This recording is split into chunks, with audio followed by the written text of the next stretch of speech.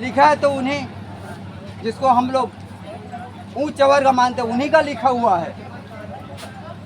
गणपति का उत्थान पार्वती जी के मैल से हुआ है। तो ये कैसा विचित्र तरीका है लोग बाग को बेवकूफ बनाने के लिए। जो उनके शरीर से मैल पैदा हुआ उसे एक इंसान का रूप देकर उसमें जीव धारण करा दिया। आज तक ऐसा नहीं हुआ है। और उसी के सामने हम देखो, जो अनपढ़ गंवार है, यदि वो उसका पालन करता है तो समझ में आता है भाई ये तो पढ़ा लिखा नहीं है, तो बड़े बुजुर्ग जैसा कहेंगे वैसा कर लेंगे। लेकिन MA BA college doctor professor वो गौरी गणपति के सामने झुक रहे हैं, भाई ये हमारा पुरखा से चले आ रहा है, तो फिर बदलाव कैसे होगा?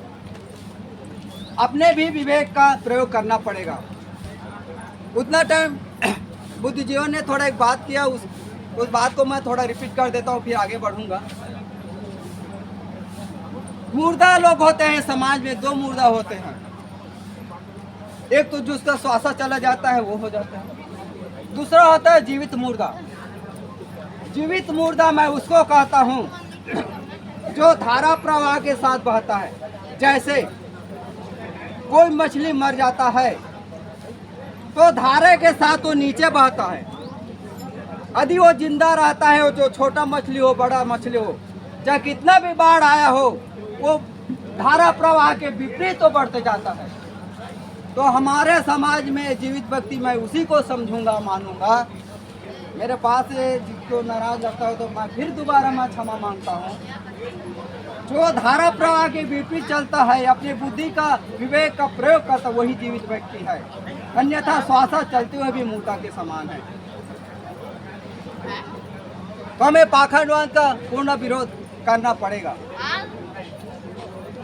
हमारा समाज में पाखंड इतना लिखता है। मैं और थोड़ा बोल देता हूँ। हमारे सूर्यवंशी समाज के पम्पलेट में ना फोटो छपा रहता है। उस फोटो में गौतम बुद्ध जी का सर्वश्रेष्ठ रहता है, उसके बाद कबीर साहब का, गुरु नानक का, रविदास जी का, कबीर साहब का, पेरियार फूले, साहू जी महाराज का। ये सबका फोटो क्यों डालते हैं? क्या जरूरत है हमारे सूर्यवंशी समाज के पम्पलेट में सारे फोटो को डालने में? क्या कारण है? खाली भाई को आप थोड़ा सा नहा जाओ। हाँ ठीक ठीक। हाँ अब मैं ज़्यादा नहीं जाऊंगा, 2 मिनट बोल 1 मिनट बोल करके मैं वापस आ जाऊंगा। तो हमारा जो सूर्यवंशी समाज है वो हमारे महापुरुष जितने भी हैं, चाहे पेरियार OBC जाति के आते हैं। हाँ मैं जाति खंडन में नहीं जाऊंगा लेकिन जितने भी महापुरुष हैं उन्हीं के विचारधारा को लेकर के हम लोग आगे बढ़ेंगे, तभी हमारा समाज का उद्धार होगा। नहीं तो हमारा समाज गर्त में चला जाएगा।